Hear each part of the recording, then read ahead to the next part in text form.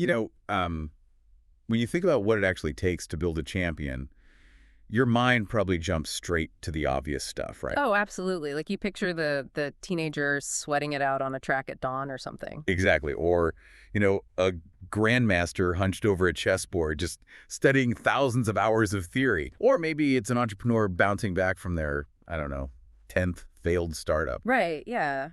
We have this culturally ingrained idea that resilience and intellect and physical peak performance, they're all forged out there in the world. Yeah, usually through sheer grit and just a whole lot of trial and error. It's a very Western perspective, honestly. We look at the finished product and try to, reverse engineer the training montage. Crafty montage, yeah. Right. We just assume greatness is the end result of this very visible, very conscious struggle that happens long after a person has grown up. Right. But, what if we've been looking at the timeline all wrong? What if the actual starting line for all of that, the physical stamina, the emotional resilience, the sheer cognitive horsepower, what if that isn't on a field or in a classroom? Which is a wild thought. It is. What if the journey to becoming a champion actually begins months before you're even born? It just completely reframes our entire understanding of human potential. I mean, if the foundation is laid in the womb, then we aren't just talking about basic biological development anymore. Right. We are talking about active, almost architectural design of a human being. And that is exactly what we're exploring in today's deep dive. So for you, the listener, we are looking at a truly fascinating paper from the April-June 2026 issue of the Vedic Science Journal. It's a great paper. Yeah, it was written by Dr. Jitinkumar H. Soni. He's the former Vice Chancellor of Swarnim, Gujrat Sports University.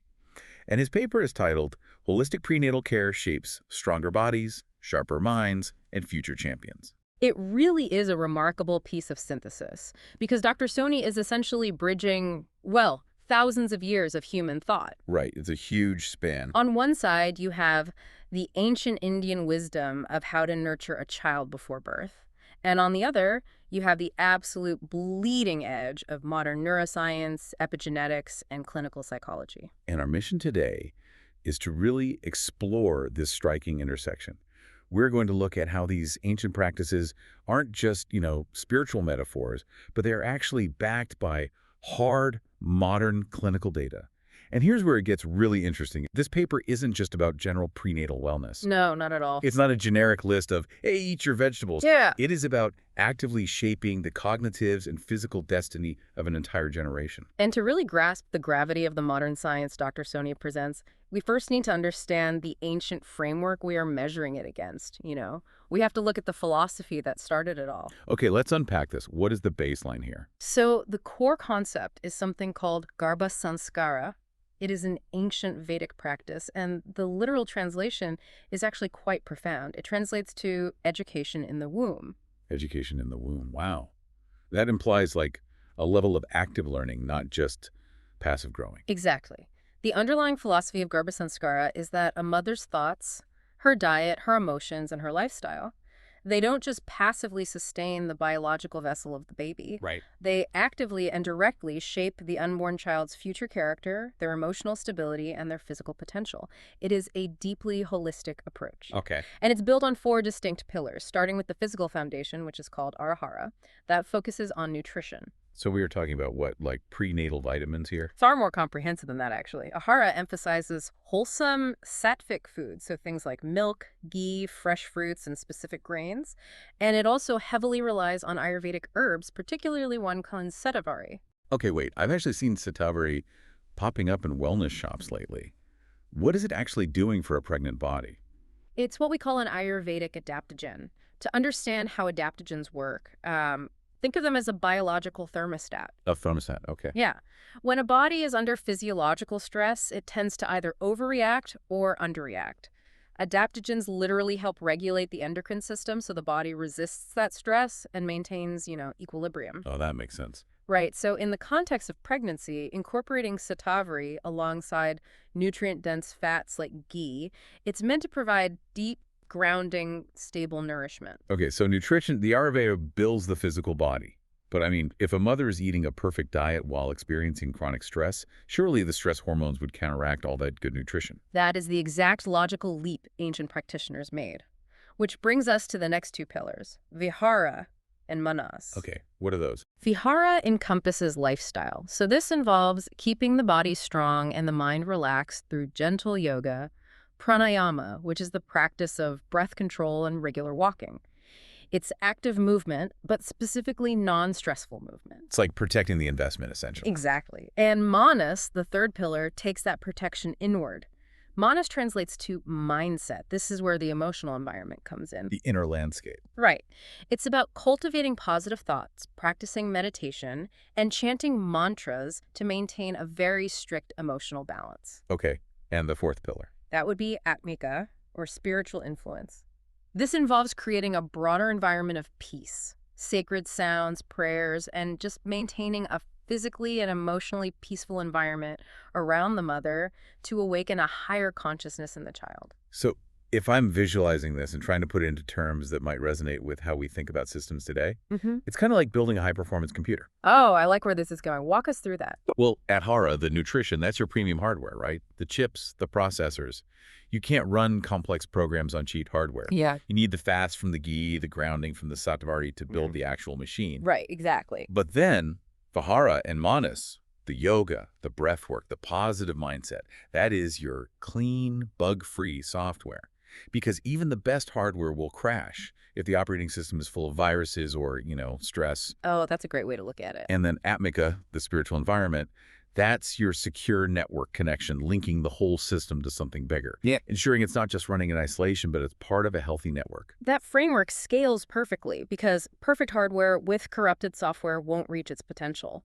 What's fascinating here is how Dr. Soni describes this Vedic approach. He explicitly states that this goes far beyond a standard medical checklist.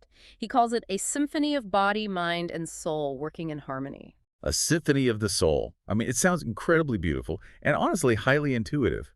But a skeptic might listen to this and say, sure, a calm environment is nice. But where is the proof? Right, the data. Yeah, like, does modern clinical data actually back up these ancient trimester-specific guidelines? Are we just romanticizing an old tradition, or is there biological evidence that this software physically changes the child? The biological receipts, as it were, are perhaps the most compelling part of Dr. Soni's paper. Modern research is absolutely echoing what Vedic science has claimed for millennia. Wow. Let's start with your tech analogy. The hardware, or ahara. Right, the Sattvic foods, milk, ghee, grains. What does modern science actually say about that? Well, Dr. Soni points to a major 2016 study published in the British Journal of Nutrition. It was by Gasabian and colleagues. They looked really closely at maternal diets during pregnancy, and they found that specific maternal levels of folate, vitamin B12, and homocysteine directly correlate to a child's eventual brain volume and their cognitive outcomes. Wait, literally the physical size and volume of the child's brain? Yes, the actual physical neurodevelopment. Okay, I know folate and B12 are in prenatal vitamins, but what is homocysteine? Why does that matter for brain volume? It's all about the biological mechanism. Homocysteine is an amino acid in the blood, and at high levels, it causes inflammation and vascular damage. Oh, yikes. Yeah, it basically creates physical roadblocks in the body.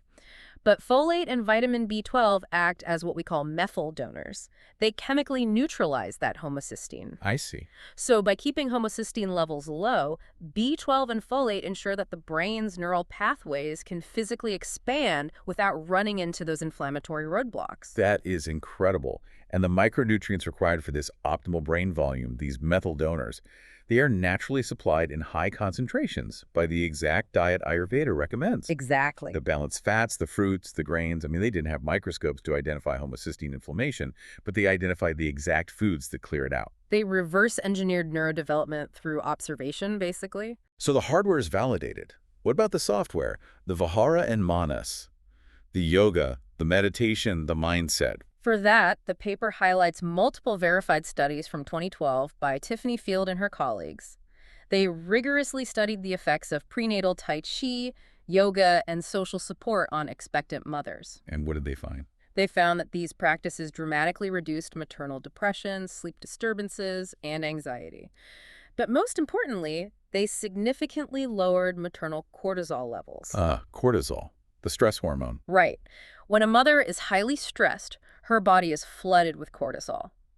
And we know now, through modern medicine, that high levels of maternal cortisol can actually cross the placenta and negatively impact healthy fetal development. Wait, really? Yes, particularly the developing nervous system. How does that actually wire the baby, though? Like, what is the cortisol physically doing to the nervous system? Excess cortisol physically alters the development of the fetal amygdala. Which is the fear center, right? Exactly. The amygdala is essentially the brain's alarm system. If you flood a developing amygdala with stress hormones, you are structurally enlarging it and making it more reactive. Oh, wow. You are literally wiring the baby to be hypervigilant and prone to anxiety before they even take their first breath. Think about the biochemical reality of modern life for a second. Let's place you, the listener, in this scenario. Yeah. You're pregnant, you're sitting on your couch, doom scrolling through terrible global news on your phone. We've all been there. Right. You feel your own heart rate spike, your chest tightens as you read an article. The wild thing here is that your unborn baby doesn't know what the internet is, but they're absolutely experiencing that exact same chemical flood of panic with you in real time. It's true. Their fear center is getting a workout just because you're reading the news. It's a very sobering realization. The mother's internal state is the baby's entire universe. If the universe is chaotic, the child develops a nervous system wired to survive chaos. But if the universe is a symphony of peace, the child develops a nervous system wired for stability and growth. Vedic science knew this thousands of years ago. They mandated yoga and mantras to keep the mother's stress down long before we could map an amygdala in an MRI machine. Which brings us to arguably the most mind-bending part of this entire deep dive. Because we've talked about basic chemistry, right? Vitamins neutralizing homocysteine to build brain volume. Cortisol crossing the placenta to wire the alarm system. Right. That's fascinating, but it's still somewhat mechanical. The paper moves beyond chemistry and into the actual structural level of human DNA. Yes, we are stepping into the realm of epigenetics now. So, for those listening who might not be deep into genetics, can you give us the quick translation on how epigenetics differs from just, regular genetics? Sure. Think of your genetics, your DNA, as the inherent potential of the seed. It's the fixed code you inherit from your parents. And for a long time, we thought this code was rigid. You get what you get. Right, eye color, height, all that. Exactly. But epigenetics is the study of the climate around that seed. It's how behaviors and environment cause changes that affect the way your genes work. Epigenetics doesn't change the actual DNA sequence, but it changes how your body reads that sequence. So it's not just the DNA you're born with. It's which parts of that DNA are actually activated. How does the body physically do that, though? Through a mechanism called DNA methylation. Essentially, your body attaches tiny chemical tags, metal groups to your DNA. These tags either tightly coil the DNA up so certain genes are hidden and turned off, or they uncoil the DNA so those genes are exposed and turned on. Okay, so epigenetics is kind of like putting paper clips on specific pages of an instruction manual so the body just skips over them. That is a brilliant way to picture it. And this is where Dr. Soni's paper brings in a truly landmark epigenetic breakthrough. He cites a 2004 study from Nature Neuroscience by Weaver and colleagues. Okay. This study demonstrated that maternal behavior can actually physically dictate where those chemical paperclips are placed in the offspring's DNA. Wait, really? Behavior alone? Behavior alone. Specifically, they proved that a mother's behavior alters the epigenetic markers that dictate how her offspring will regulate stress and exhibit emotional resilience later in life. Okay, hold on. I'm tracking with you on the human cortisol studies. But that 2004 Weaver study you just mentioned, weren't those experiments conducted on animals? Like on rats? Yes, they were. So how much weight can we realistically give this when talking about human future champions? How do we draw a straight line from a stressed rodent in a lab to a human CEO or an Olympic athlete? It is a vital question, and it's exactly the right kind of critical thinking we should apply here. Why would Dr. Soni include an animal study in a paper about human champions, right? Exactly. The reason is that in the world of molecular biology, this 2004 study is considered the bedrock foundation of modern prenatal epigenetics because it proved the biological mechanism. The mechanism of how the paperclips get moved. Exactly.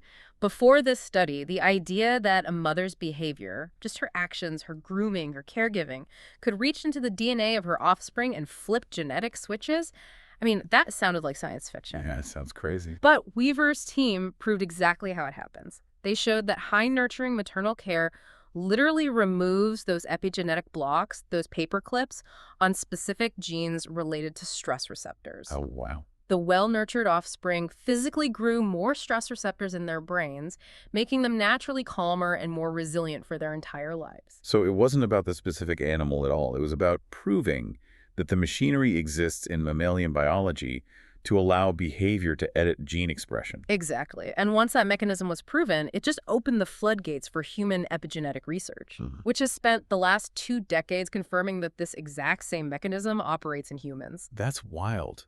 The mother's internal environment, her stress, her peace, her trauma, dictates the epigenetic programming of her child. Dr. Soni includes it because it is the ultimate scientific validation of the Vedic view.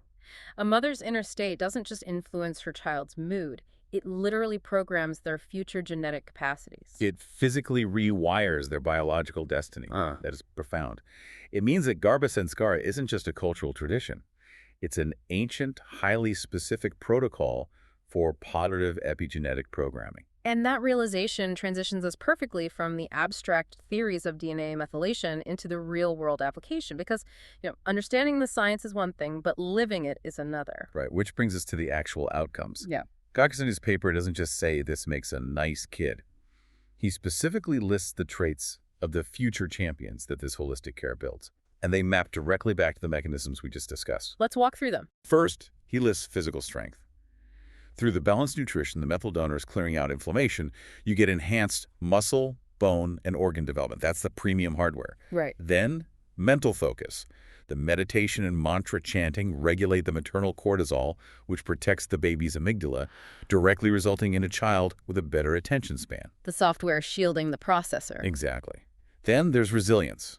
A disciplined, peaceful maternal routine unclips the right epigenetic genes, instilling deep-seated emotional stability and perseverance in the child. Beautiful. And finally, athletic potential. The holistic prenatal wellness lays the groundwork for stamina, coordination, and confidence. Those are the undeniable traits of a champion. But how do we actually achieve this today? As Dr. Soni points out, you don't need to live in a secluded ashram to embrace Garbha Sanskāra. Which is a huge relief because we're dealing with traffic and work deadlines and a 247 news cycle. Yeah. So how does the modern listener actually apply this playbook? Dr. Soni provides a very practical guide for integrating this ancient wisdom into a modern routine. It starts with the diet, actively incorporating those Ayurvedic staples like ghee, milk, and fresh fruits to ensure you are getting the neurodevelopmental nutrition to neutralize those inflammatory roadblocks. Simple enough. Get the right groceries. Second, how you start your day. Incorporating gentle yoga or even just dedicated breathing exercises in the morning to physically ground the body. Okay. Third, the mental diet. Spending just a few minutes daily in gratitude or mantra meditation to actively manage that cortisol level and protect the baby's developing alarm system. And he makes a very specific point about the environment, too. Actively avoiding negative news and unnecessary stress to maintain a peaceful environment. That is crucial. If we think back to that doom scrolling example, the stress response is a very real biochemical event. You have to curate your information diet with the exact same rigorous care that you curate your physical diet. So, no terrifying true crime documentaries before bed. Probably a good idea to skip those. And Dr. Soni includes one final essential point in his practical guide. You must balance these holistic practices with modern medical checkups. This isn't about rejecting modern obstetrics, it's about elevating it. Using the ultrasound alongside the mantra. Exactly. If we connect this to the bigger picture, what Dr. Soni is really arguing is that when ancient knowledge meets modern awareness, pregnancy transcends pure biology.